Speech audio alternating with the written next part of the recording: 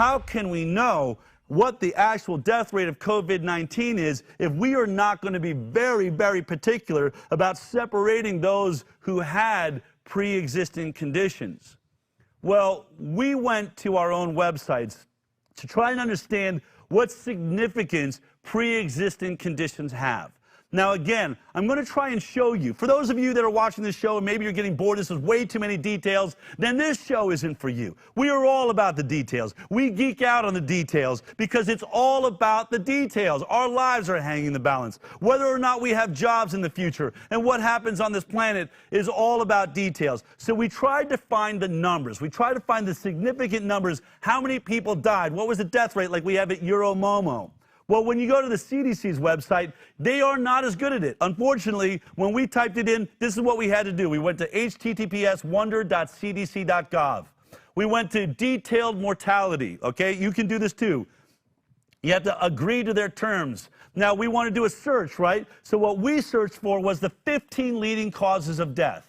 And then we want to do it for the most recent year. I wish we could have done 2019 or 2020, but 2018 is all that's been updated, so we selected 2018. And here it is. Here are the top causes of death 2 years ago in America. These would be your comorbid conditions. Now look at that. At the top of the list, as we all know, is diseases of the heart.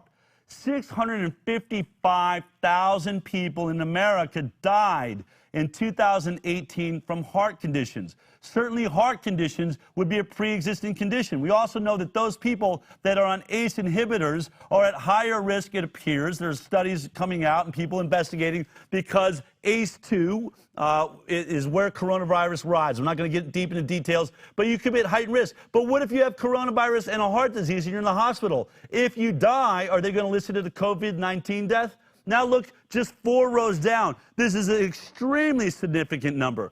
Chronic lower respiratory disease. These are all the respiratory diseases that are basically below your neck, meaning your lungs, so asthma and COPD. In 2018, 159,486 people died of lower respiratory disease.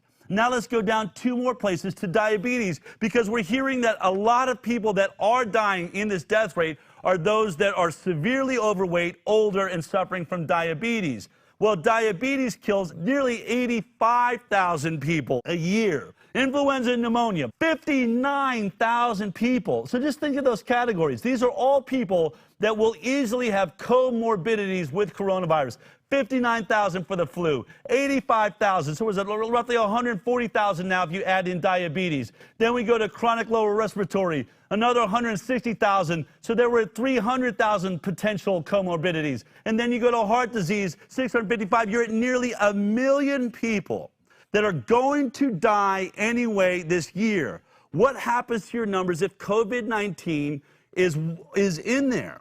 Now, certainly you would want to be really defining the difference so that you don't list people that were going to be dying of heart disease, right? So that we don't bolster these numbers. Because we're saying 100,000 to 200,000 are going to die in America if we do everything right. Now, I want you to think about this. That if those are the numbers, that those are the comorbidities, then we're looking at exactly what they're talking about, right? So how are we listing the deaths? How is this getting listed? I'm hoping, just as Bhakti is in Germany, we're all hoping America's going to be really, really tight about this, right? We're really going to nail it down.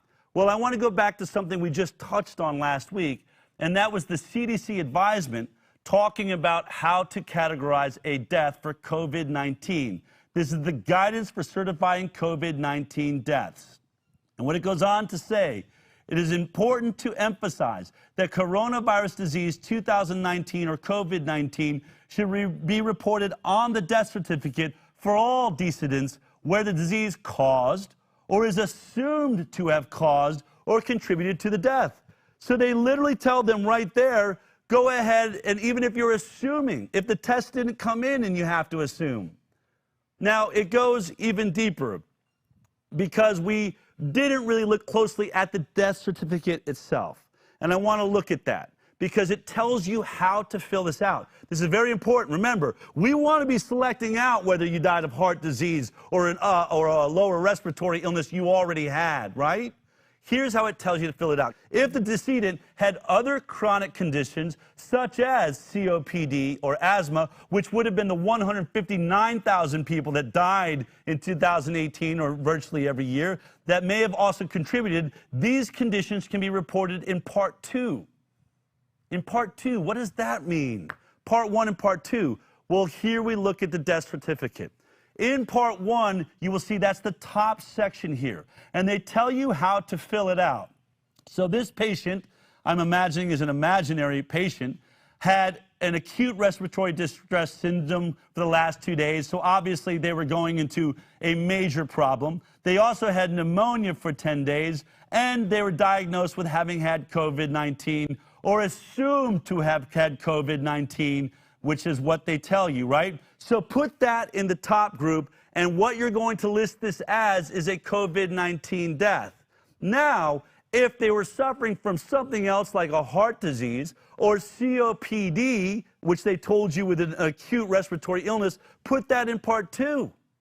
Part 2, the less significant part of this document, meaning it very well will read not COPD killed you or some other lower respiratory illness you were suffering from, but we will list it as coronavirus. You may think that I'm pushing this, but this is the actual document that was sent out. And they really doubled down. Last week, we were just showing you what they were recommending, but they actually came out with an exact coding now. The coding. Now in every hospital, here it is, saying we have a code for COVID-19. This is the article, the new ICD code introduced for COVID-19. This was March 24th. Remember, March 24th is right about the time you start seeing the COVID deaths exploding, right there. Look at March 24th. It's right at the beginning. Did the deaths explode, or did we have a backlog that couldn't code it, is number one question. Once we start coding, this thing blows up through the roof. And the letter goes on to say to everybody, make sure you give this new code to everybody that was collecting it. What happens, all right, and here's what it goes on to say. For those questioning, how do you use this new code, right? What happens if the terms reported on death certificate indicate uncertainty? If we have a question, look what it says.